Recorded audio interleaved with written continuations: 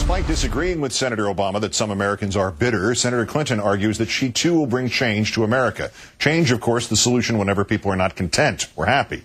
The opposite of content and happy, the Roger Thesaurus tells us, is bitter.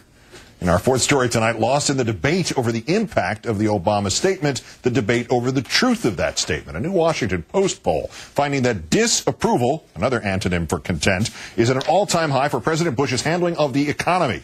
While fewer than 3 out of 10, 28%, a whopping, or they're unbitter about it, a whopping 70% are, if not bitter, then at least unbitter. Why? As Obama said today, anyone filling up their gas tank gets angry. Anyone who watched their community die when a plant closed is mad. On a larger scale, every working American has some cause for bitterness. In 2008, every 5 American workers produced just as much as 6 American workers did just a decade ago. So, of course, incomes rose 20% as well? No, they've gone down. The Bush recovery, the first in which average incomes fell. Senator McCain's prescription today included a 1-year freeze on discretionary spending, the kind of spending that helped end the Great Depression. And removing the federal gas tax for the summer, which would cut $11 billion from spending to fix crumbling roads and bridges, possibly causing some laid-off construction workers to get a little bitter. Joining us now, content and happy as ever, MSNBC political analyst Rachel Maddow, whose own show on Air America airs on weeknights. Hello. Hi, Keith. Whether clinging to their guns or just clinging to the side of the proverbial economic cliff, are Americans bitter, Rachel Maddow?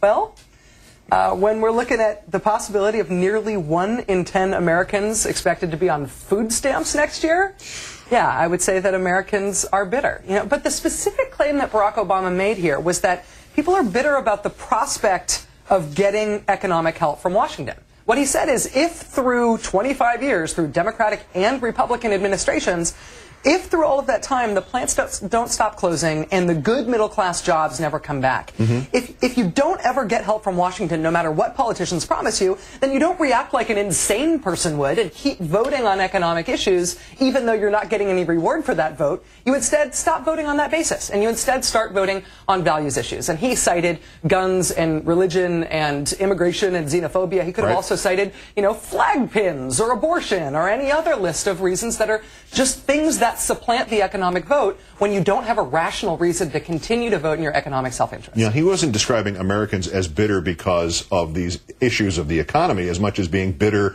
at the fact that nothing was being done about these issues decade after decade. Exactly. All right, why would Clinton and McCain deny that there is this kind of discontent? Because it's so much easier to attack Barack Obama on this issue. I mean, Senator Clinton has proposed some very progressive economic policies in this campaign, undoubtedly.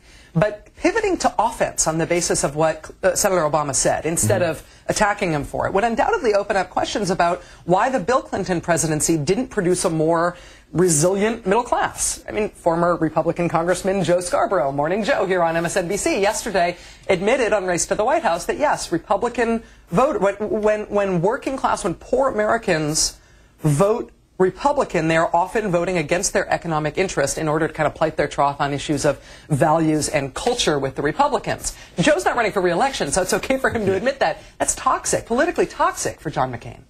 Obama is blaming both political parties for this. Is that fair? Is that useful to him in terms of the campaign as well? Whether it's politically useful, I think, remains to be seen, because the vociferous attacks on him, I think, have done some damage. Whether it's factually true, well, I think it's kind of true. When in November 2006, when economic populist Democrats like Sherrod Brown won the Senate seat in Ohio, he didn't campaign on the basis of needing to get more Democrats to Washington. He campaigned on economic populist ground that there needed to be people there looking out for people who have to work for a living rather than just the people who sign the paychecks. And that sort of economic populist message has resonated with people who are critical of the modern Democratic Party as much as the Republicans. And the last point, if you get John McCain today trying to attack the Democrats for both being elitist and for raising taxes, and he tries to make a play on Obama's book title, and he winds up referring to the audacity of hope you don't mind, is that by itself a reason to be bitter or hopeless about politicians? The guy can't even get the shot right. I'm pretty bitter about the Cindy McCain stealing her recipes from Rachel Ray. I'm bitter about that. Well, we'll get to that in a little bit. I'm excited to hear it. Rachel Maddow, MSNBC and Air America. I haven't seen you since you filled in. Nice job. Thank you. Thank you for doing so. I was very happy to do it. Well, Thanks. now I get a few days off here and again. Always a pleasure. Stay well.